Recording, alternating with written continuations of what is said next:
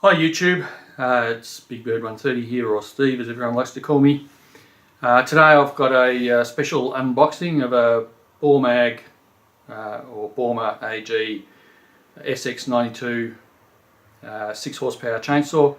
I've just received it. It's virtually just come in off the out of the post office straight away. So I'm going to unbox that today and we'll have a look at it, and then probably another day I'll actually do some running and some cutting with it, but I don't really have time to do that today. The weather's not fantastic outside, and although it looks good out the window here, we'll leave that for another day. Anyway, let's go and have a look at the box. Alright, so here's the box, so we'll just get into it now and have a look at what we've got inside.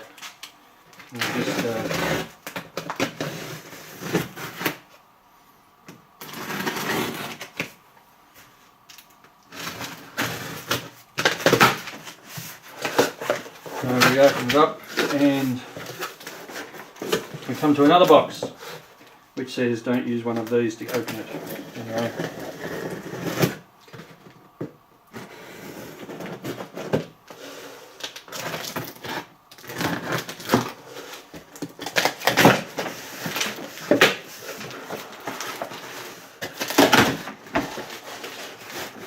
Right, so what have we got in here?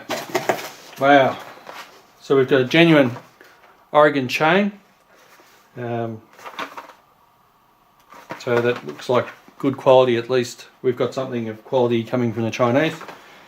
It's a good Canadian made chain. Some very cheap gloves. I now add them to the collection of cheap gloves that I have. A toolkit which has what looks like a poorly cast screwdriver, a normal chainsaw toolkit, a file, and I think this is a worm drive for the oiler, a spare one.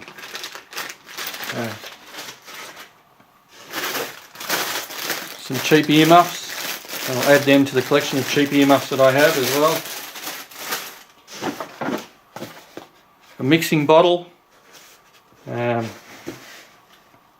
It tells you to mix it up, to fill that with fuel and then the rest of it with oil. I won't be using that. I mix 25:1 for all of my two-stroke appliances, and so I've got a big can of two-stroke mixed at the right mixture.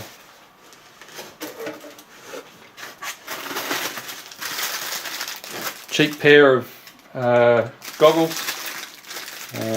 Won't be using those.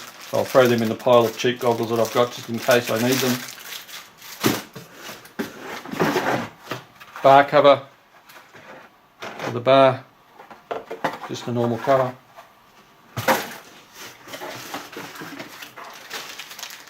.24-inch bar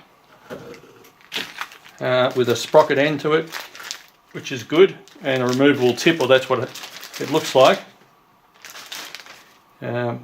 Most pro saws have a removable tip, so yeah, quite heavy bar, so it's a heavy saw. And here it is.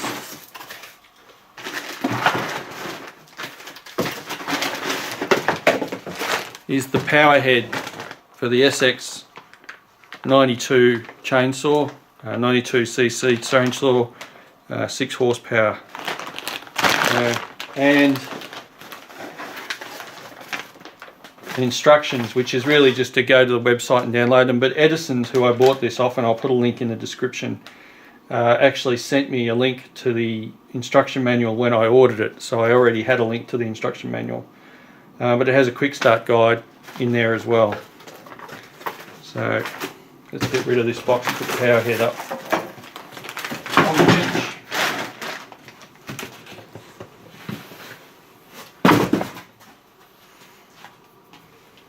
Let's take it out of the plastic bag.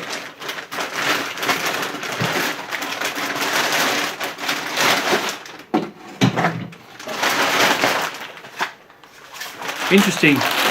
I've looked at a number of videos about this saw.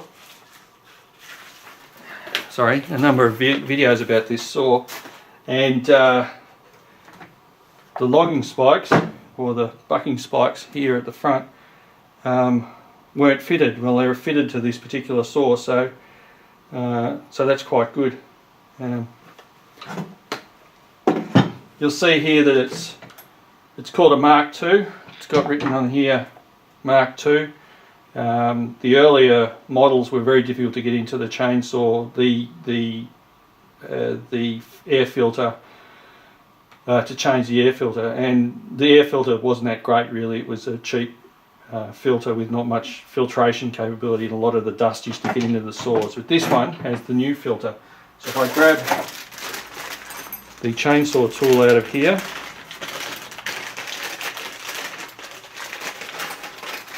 I'll have a quick squeeze at the back of this and just see what's in here. So there we have it. There's a good filter in here, proper paper filter. And if I open up this filter, you'll also notice I've got access to the spark plug boot fairly easily here as well.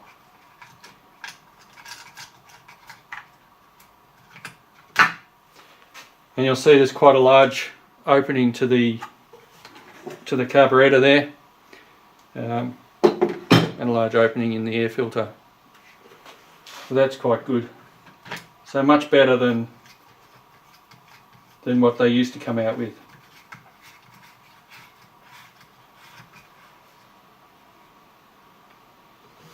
Now there's one problem with this style of saw that I know of, which has been highlighted in other videos of other people, that the chain tensioning screw on this side here is very weak. It's actually a plastic gear, worm gear inside here that moves the tightening screw forward and backwards, and that tends to slip very easily. Now there is a potential fix. I'm trying to think. I think it was Gavmans Workshop, which is another YouTube channel. He suggests getting a Husqvarna kit which fits these, because these are essentially a Husqvarna copy, and fitting that worm drive, which is much more, or it's stronger in other words, to actually access this tightening screw, or to improve the tightening capability of the saw. I'll do another video of me with it fitted up. I'll put the bar on and the chain on and everything, and I'll do another video of me starting it up and chopping some bigger wood.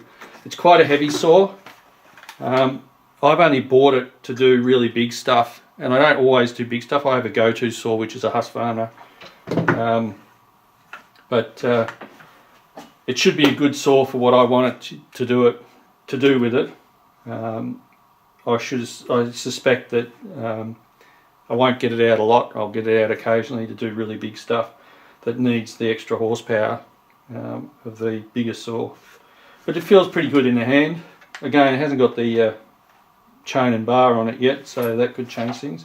It is heavy, as I've just said, but you know, I wasn't expecting an ultralight saw from a Chinese brand with magnesium casing and chassis and that sort of stuff. This is metal here, there's plastic here, the handle grip feels alright, on-off switch is easy to get to, bit stiff but still, choke's easy enough to get to. So yeah, overall I'm reasonably happy with it.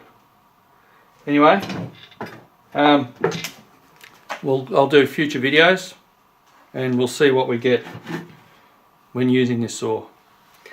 Anyway, like and subscribe please, comment if you wish. If you want me to do anything particular with this saw, let me know.